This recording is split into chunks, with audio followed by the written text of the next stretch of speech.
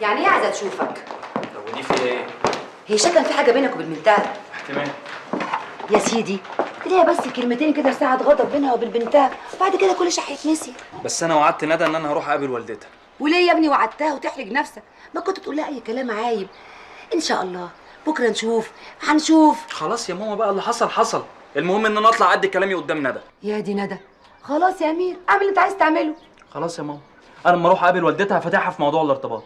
فاتحها يا سيدي زي ما انت عاوز، بس هم لو ناس عاقلين بجد هياخدوك على قد عقلك وهيعتبروه لعب عيال وهيقفلوا على الموضوع خالص، على الاقل اليومين دول. يا ماما انا مش عيل ولا بلعب.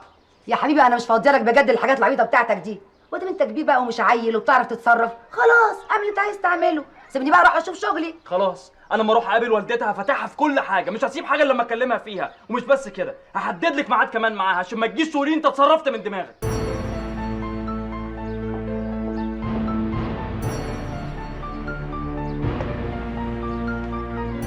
يا رب ده. ويا ترى بقى يا ندى الامور هديت بينك وبين طنط ولا لسه في قلق؟ انتي ايه اللي عرفك بحاجه زي كده؟ امير طبعا، اصله ما بيخبيش عليا حاجه ابدا. يا سلام. جرى ايه يا ندى؟ مالك واخده الامور بحساسيه كده ليه؟ هو احنا مش المفروض ان احنا اصحاب ونطمن على بعض ولا ايه؟ لا يا حبيبتي اطمني، انا الحمد لله ما عنديش مشاكل ولا مع ماما ولا مع امير ولا مع حد خالص. طب الحمد لله. بس على فكره بقى، انا حاسه كده ان انت عندك مشكله مع حد زي مين؟ انا يا ندى مش فاهمه. يعني ما بقيتيش معايا زي الاول، لا بتحكي لي على اي حاجه وبطلتي تفتحي لي قلبك، لا وايه كمان متضايقه ان امير حكالي على الحاجات اللي تخصكم. لا واضح انك فاهمه غلط، انا ما عنديش اي مشكله معاكي، وبعدين ممكن يكون ده واصلك باحساسك بالذنب من ناحيتي من اللي بتحاولي تعمليه معايا. ذنب؟ ذنب ايه وايه اللي انا بحاول اعمله معاكي يا ندى؟ والله كل واحد ادرى بنفسه وادرى كمان باللي بيحاول يعمله. بصي يا ساره، اذا كنتي شايفه ان امير كتير عليا وان انتي اولى مني بيه فدي مش مشكلتي، هو اللي اختار. ايه الهبل اللي انت بتقوليه ده يا ندى؟ انت ازاي اصلا تفكري بالشكل ده؟ انا لا امير ولا 10 زي امير يفرقوا معايا. اذا بقى كنت انت حاسه بالنقص وحاسه ان امير كتير عليكي فدي احاسيسك وانت حره، دي مشكلتك انت مش مشكلتي. ايه الحلاوه دي؟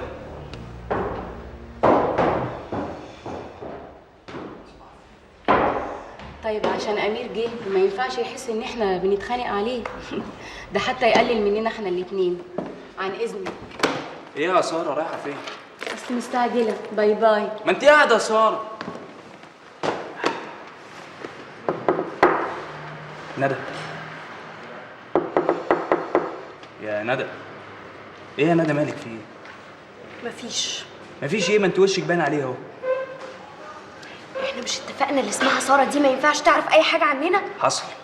ولما هو حصل بتحكي لها ليه؟ يا بنتي انا حكيت لها عشان تعرف ان الموضوع دخل في الجد، يعني ان احنا هنروح لمامتك وهنتقدم لك ومامتك ان شاء الله بصي عشان تشيلنا من دماغها وخلاص. طب على الاقل كنت تقول لي. يا بنتي في ايه الموضوع ده؟ موضوع عبيط هيضايقك كده؟ انا خلاص ما بقيتش اطيقها، كل ما بشوفها لازم يتحرق دمي. لا كده انا ازعل. القمر بتاعي يتحرق دمه بالسهوله دي؟ ما ينفعش. وبعدين يلا بقى عشان كده هنتاخر على ميعاد مامتك. يلا. مش يلا، مش همشي من هنا لما تضحكي واشوف ضحكتك الحلوه. والله انت فايق ورايق.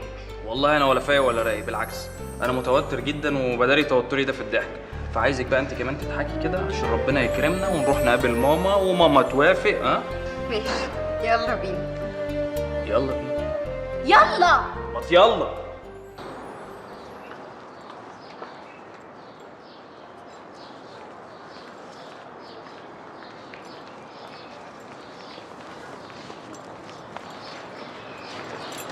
هو انت متخانقه مع باسم ولا ايه؟ يا ابني بطل تبقى حشري شويه، وبعدين هو انا هتخانق معاه ليه يعني؟ اصلكم من النادر لما تسيبوا بعض، ودلوقتي يا دوب سلام من بعيد لبعيد. تصدق انك غلطت؟ يبقى اسكت احسن بدل ما اجيب لي نفس الكلام. ايوه. سمية حاسباك على المحاضره. ازيك يا سمية؟ ازيك انت عامل ايه؟ ايه يعني معدية وما بتسلميش؟ لا عادي يعني، انا شفتك واقف مع اصحابك قلت خليك براحتك. محدش بيشوفك ليه؟ ما انت هتشوفني الايام الجايه كتير. مش فاهم. ما انا هاجي افتح شقه جدي واقعد فيها فتره الامتحان. ليه، في حاجه؟ ماما هتتجوز. تتجوز؟ همشي انا بقى عشان حق المحاضرات. حكايه جوازها دي طبعا مأثره عليك مش كده؟ ولا تفرق معايا. طب ابقي تعالي افتحي شقه جدي واقعدي فيها، وندى تبقى تيجي تقعد معاكي وهو تبقي جنبنا يعني. ما هو ده اللي انا ناوي اعمله ان شاء الله. عموما ابقى سلملي عليهم لحد ما اشوفهم. عن اذنك. ست ندى اتفضلوا. انت بتعمل ايه هنا؟ ما هو انا بشتغل مع الست نجاة. اه. طب وهي فين بقى؟ هي وصلت لحد البيت في مشوار وهتيجي على طول. اتفضلوا. تلاقيها راحت تطمن على جدي. انا هبلغها وابعتها لك على طول. تبلغيها ايه؟ انت هتمشي وتسيبيني؟ ايوه طبعا، هي عايزه تقابلك لوحدك، ما تخافش مش هخليها تتاخر عليك. ما بدري يا ست ندى. ازيك يا باشا؟ تمام الحمد لله، الله يخليك. طب بقول لك ايه، انا هعمل لك شويه شاي في 50 لغايه ما تيجي الست نجاة. الف شكر، مش عايز. يبقى انت مالكش في جو ال50 ده. خلاص يا عم، في قهوه من القهوه الجديده دي، هروح اطلب لك منها واحد كابتشينو. بيتهيألي انا قلت لحضرتك اني مش عايز اشرب حاجه، كل اللي انا هعمله هنا اني هستنى طنط لغايه اما تيجي. وطنط هتيجي في السريع بعون الله.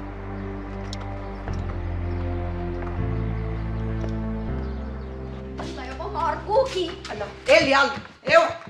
الله مش هوضب نفسي عشان انزل اقابل حبيب القلب بتاعك. يا ماما ارجوكي بسرعه، انا اصلي سايباه مع عبده ده، وبعدين اساسا هي دي اشكال تشغليها معاكي؟ يا نهارك اسود ومنيل اللي مش عاجبك حد. مالها الاشكال دي؟ ربنا هداه بقى زي الفل يا عبده اللي مش عاجبك ده. طب ممكن يلا يا ماما؟ طب ممكن انت كمان تخش تشوفي جدك، يمكن يكون عاوز حاجه عبال ما اوضب نفسي عشان انزل اشوف حبيب القلب بتاعك ده. حاضر يا ماما. حضرلك الخير. قلت لي اسمه ايه بقى؟ امير.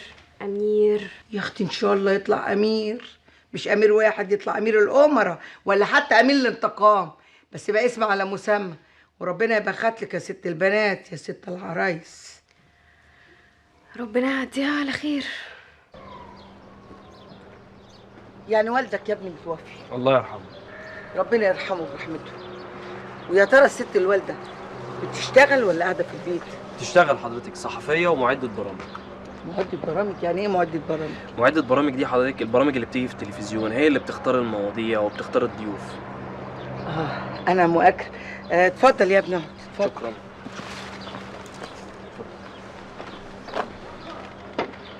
يعني والدتك يا ابني عارفه انك جاي تقابلني؟ طبعا عارف. جميل. بص يا ابني، احنا ناس بلدي زي ما انت شايف، ما نمتلكش في الدنيا دي كلها غير شرفنا وسمعتنا وكرامتنا. اكيد يا طنط. انا بعد ما مات ابو ندى الف رحمه ونور عليه، بقيت لي ندى واخوها الام والاب، مش هسمح لاي حد يمس سمعتنا ولا كرامتنا. ماشي حضرتك، انا مقدر كلامك ده جدا وعلى دماغي من فوق، بس بصراحه انا مش شايف ان ولا انا ولا ندى بنعمل اي حاجه غلط. ازاي ما بتعملش غلط يا ابني؟ انت عايز تروح وتيجي مع بنتي وتتكلموا في التليفونات وما يبقاش غلط؟ لا غلط ومليون غلط. بس حضرتك انا ما بتسلاش بندى، انا فعلا عايز ارتبط بيها. ترتبط بيها يا ابني؟ الكلام ده لو انت اللي خبطت على الباب وجيت لي. انت ناسي يا ابني ان انا بعت ناديت لك؟ وبعدين انت مش شايف لسه بدري على اللي انت بتعملوه ده؟ هو حضرتك يعني هو مش بدري قوي، انا قلت ان احنا ممكن نتخطب دلوقتي، ده طبعا بعد اذنك، وبعد ما نتخرج نتجوز. والله ما انا عارفه يا ابني اقول لك ايه. بصي حضرتك، انا والدي الله يرحمه ساب لي ميراث كويس قوي، ووالدتي على طول مشغوله ومش حاسه بيا، فبصراحه انا محتاج حد يبقى جنبي، ويعني بصراحه اكتر الحد ده انا شايف ان هو لازم يبقى ندى. يا ابني فلوس ايه وورث ايه؟ ربنا يبارك لك فيهم. انا بتكلم على ارتباطك ببنتي، انت قد المسؤوليه دي وانت في السن ده؟ حضرتك بس اديني فرصه وانت هتشوفي. خلاص نشوف. يعني افهم من كده ان انا اقدر اجيب والدتي ونيجي نزوركم امتى؟ تشرفوا وتأنسوا في اي وقت، بس خلي الزياره دي بعد الامتحانات عشان يعني ما فيش حاجه تشغلكم، وهي يا ابني هانت خلاص. خلاص زي ما حضرتك عايزه. يا رب يخليك يا ابني، بس ليا طلب عندك. تحت امرك. لغايه المقابله دي ما تتم، عايزاك انت وندى في الجامعه تبقوا زمايل وبس، يعني مقابلات ولا تليفونات، مذاكره وبس. حاضر يا طنط. حضر لك الخير يا ابني، ولو انت عملت ده ما عندكش فكره انت هتكبر قد ايه في عيني. مش هتمنى ساعتها اي عريس في الدنيا لندى غيرك. صدقيني هبذل كل جهدي عشان ارضيك. الله يرضى عليك يا ابني ويخليكوا. واللي فيه الخير يا رب اعمله له.